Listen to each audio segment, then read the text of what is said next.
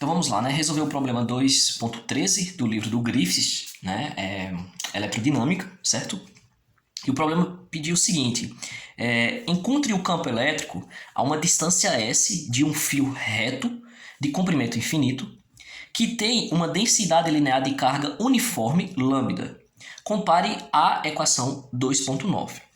Eu já coloquei aqui a equação 2.9, onde diz que o campo elétrico é igual a 1 sobre 4π ε0, duas vezes a densidade, lambda, né, dividido por S, certo? Essa aqui é a nossa equação, né, um exemplo que a gente tem lá no livro. E aqui a gente vai fazer esse problema e no final vamos comparar o resultado que a gente teve, né, comparar essa equação.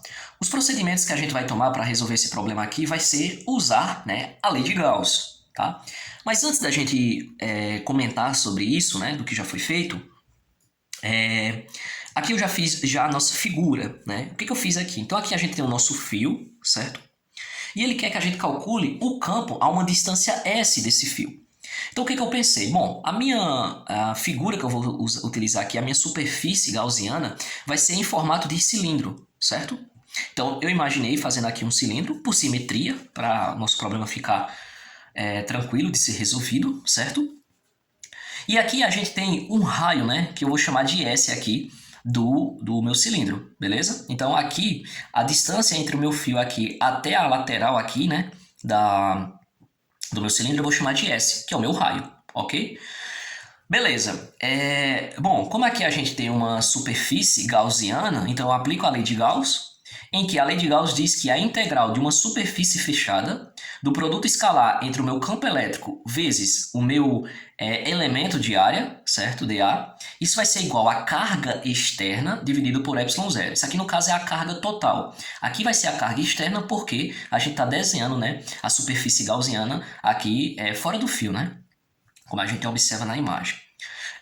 Uma coisa que é importante a gente comentar, que foi ensinado nas aulas teóricas, é que no caso aqui, quando a gente tem um cilindro, o campo elétrico, ele sempre vai acontecer, o fluxo, né, do meu campo, ele sempre ocorre nas laterais do meu cilindro aqui, certo? Por quê? Porque o campo elétrico, ele é perpendicular ao vetor unitário das tampas do meu cilindro aqui. Certo? E aí, como você tem, né, dois vetores que são perpendiculares, o produto escalar entre eles é zero. Eu até coloquei aqui, ó, o campo é perpendicular ao vetor unitário das tampas do cilindro. Isso significa que não haverá fluxo nas tampas, certo? Então, o meu fluxo sempre vai acontecer aqui onde eu desenhei como se fosse esses vetores aqui, né? Como se fosse as linhas do fluxo, beleza?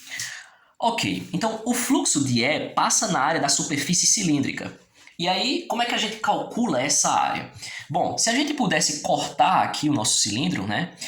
Cortando ele, é possível a gente visualizar que a gente teria um retângulo, certo? Onde para a gente calcular a área de um retângulo, a gente calcula a base, né, vezes a altura. No caso aqui, a nossa altura vai ser igual a 2π vezes S, né? Porque essa altura aqui seria a nossa circunferência, o comprimento dessa circunferência aqui. Vezes que L, que seria o comprimento, né? A minha base aqui. Então, aí o que acontece, né? O campo elétrico, ao longo da superfície cilíndrica, ele é constante, né? Porque aqui a gente tem um raio, determinamos, né, que o raio vale S, certo? E ao longo dele, né, ele vai ser constante, certo? Esse raio ele não vai sofrer variação, né? Porque a gente quer saber o campo elétrico em um determinado ponto S. Então, integrando a área dessa nossa superfície aqui, o que a gente vai ter? Bom, como eu falei, o campo elétrico ele é constante, então ele sai da integral. E aí eu vou ter a integral de uma superfície fechada dos meus elementos de quê? Elementos de área, dA. E isso aqui vai ser igual. Bom, como a gente está calculando, né, a área de toda a minha superfície, né, todos esses meus elementos aqui, eu estou somando nessa minha integral, basta eu multiplicar L vezes 2π vezes S. Então aqui o meu campo é vezes 2π vezes S vezes quem? Vezes L. Isso aqui vai ser igual. Aí aqui nós temos a carga externa, só que carga eu posso representar como sendo a densidade vezes L, dividido por ε0, beleza? Eu corto o L e corto o L aqui, e aí eu tenho que, passando isso aqui, né, tudo aqui está multiplicando, eu passo para o outro lado dividindo, eu tenho que meu campo elétrico vai ser igual a lambda dividido por 2πs ε0, e isso aqui na direção de S. E essa equação aqui é a mesma equação da equação 2.9. É a mesma, certo? A diferença aqui é que se a gente simplificar esse 2 com 4 aqui, a gente vai chegar a esse mesmo resultado aqui, certo? Então a gente observa, né, como utilizando a lei de Gauss, o nosso problema fica mais tranquilo de ser resolvido, ok?